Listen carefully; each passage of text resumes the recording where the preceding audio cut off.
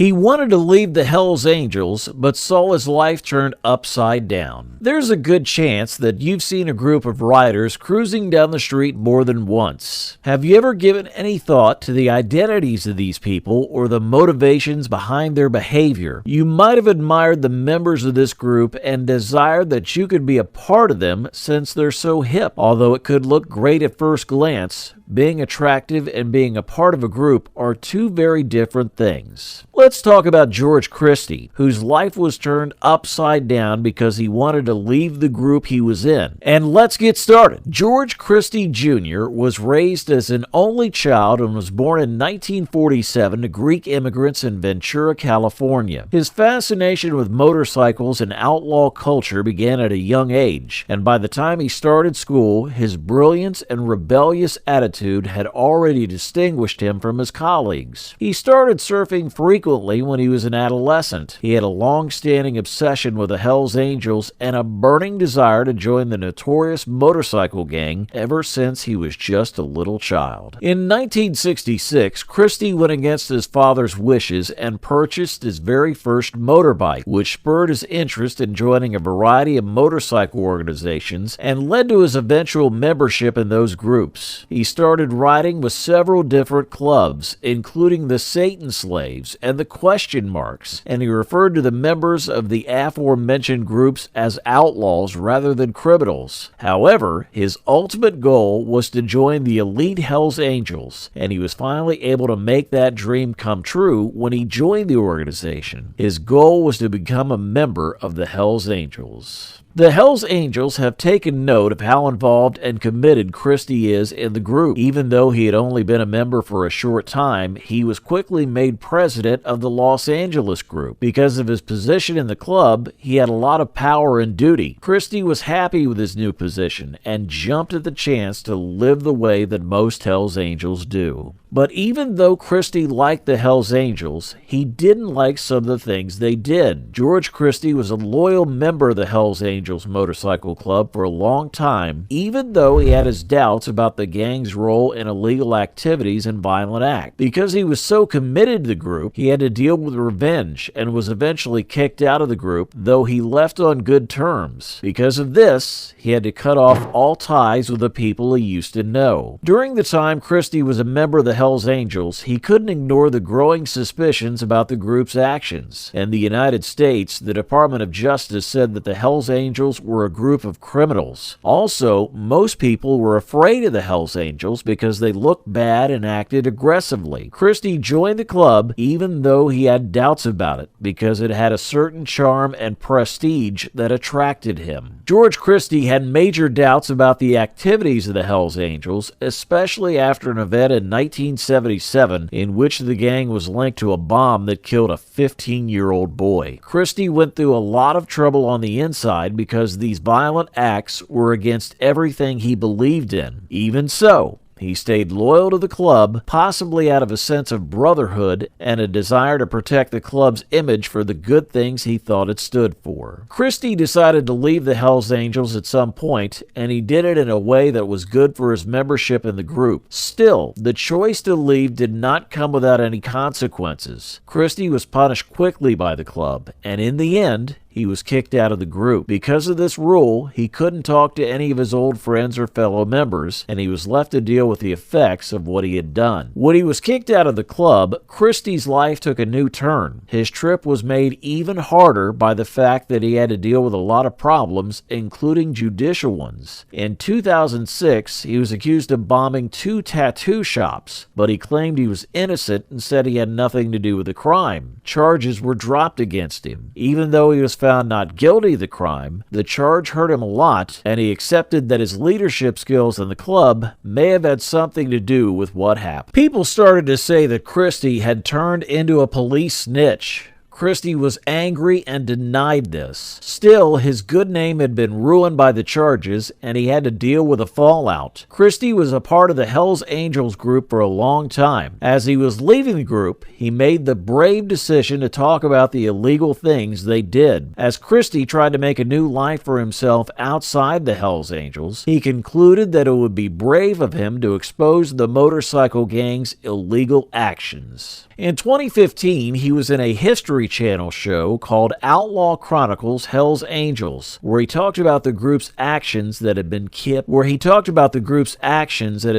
secret until then. Christie was able to talk about his experiences and show what was not so good about the Hell's Angels group through the series. Christie has made public finds on film, and he has also written a book called Exile on Front Street: My Life as a Hell's Angel and Beyond. The book goes into detail about his own life and gives an insider's view of the biker club. Through the prose he has written, Christie gives his readers a look inside the difficult world of the Hell's Angels. He shows them their rules and how they interact with each other. Christie still talks to a number of his old friends and acquaintances, even though his results and the way he shared them may be controversial. This part of his life, after he left the Hell's Angels group, shows how complicated his relationships were and how long-lasting the bonds he made while in the group. One example is former police officer John Jenks, who once wanted to put Christie in jail but now thinks of himself as one of Christie's friends. These links show how complicated and long-lasting the ties can be between people in the subculture of motorcycle gangs. Even though Christie has talked about the illegal things the Hell's Angels did and given details about his life when he was a member of the club, he is still a mystery person. He might want to stay in touch with people he used to know for several reasons, such as his past, the fact that they've been through similar things, or the fact he wants to feel like he still fits in somewhere. Because of the legal fights, public revelations, and continuous relationships in which George Christie has been involved, he has embarked on a path toward his personal development and transformation as a result of these experiences. He has confronted the more difficult aspects of his past, made an effort to find the facts, and started the process of carving out a new life for himself outside of the Hell's Angels. The story of Christie is an illuminating example of the range and depth of human experience, as well as the capacity to endure in the face of tragedy and emerge with a feeling of meaning and fulfillment in one's life. Christie was able to start over and create a new life for himself despite the significant challenges that were created in his life as a result of his expulsion from the Hell's Angels and his departure from the group. To distance himself from the life he once led as a member of the motorcycle gang, he recently began a new phase in his life by relocating to Southern California with his wife and 2 children. In the past, he was involved in that lifestyle. Christie admitted that he had experienced a remarkable life, but he added that, even though his life had been marked by both highs and lows, he did not harbor any regrets about his choices. That's all for today's video. We'll be back soon with more. In the meantime, please give this video a thumbs up and subscribe to our channel.